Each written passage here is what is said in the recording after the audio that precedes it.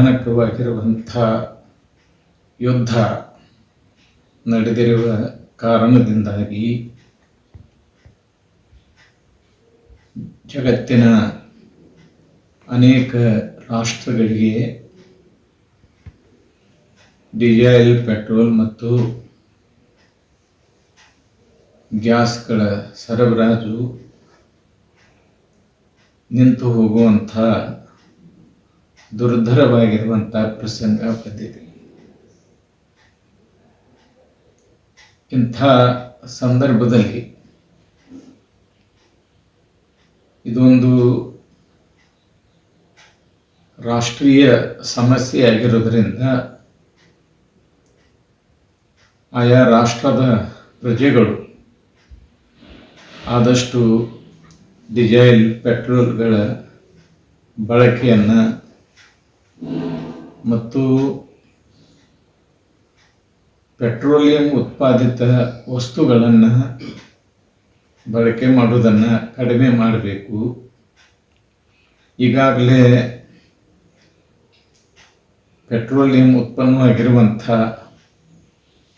ಗ್ಯಾಸನ್ನು ಸರಬರಾಜು ಮಾಡುವುದನ್ನು ನಿಲ್ಲಿಸಿರುವುದರಿಂದ ಅನೇಕ ದೊಡ್ಡ ದೊಡ್ಡ ನಗರಗಳಲ್ಲಿ ಹೋಟೆಲ್ಗಳು ಮುಚ್ಚುವಂಥ ಒಂದು ಪರಿಸ್ಥಿತಿ ಬಂದಿದೆ. ಅದರ ಜೊತೆಗೆ ಅನೇಕ ಪಿಜಿಗಳ ಮೇಲೆ ಇದರ ದುಷ್ಪರಿಣಾಮ ಉಂಟಾಗಿದೆ.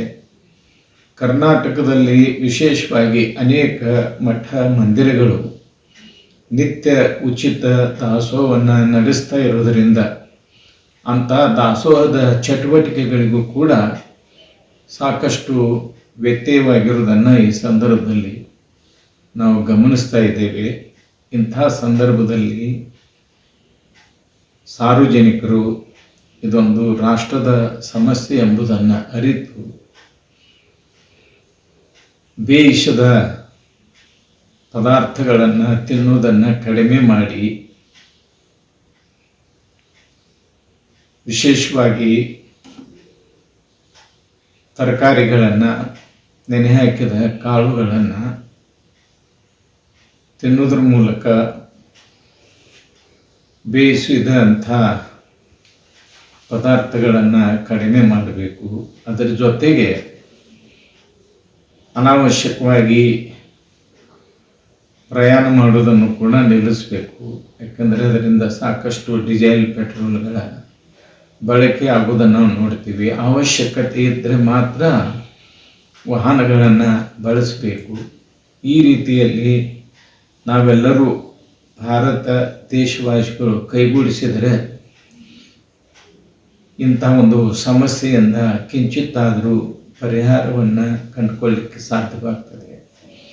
ಇನ್ನು ನಮ್ಮ ದೇಶದ ವಿವಿಧ ಪಕ್ಷಗಳ ನೇತಾರರು, ರಾಜಕೀಯ ಪಕ್ಷಗಳ ಮುಖಂಡರು